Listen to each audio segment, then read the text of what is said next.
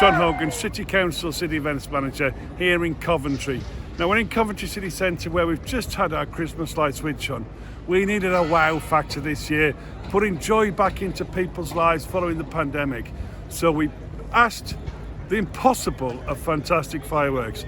City Centre firework lift with no distance to the audience, on top of buildings, and they delivered.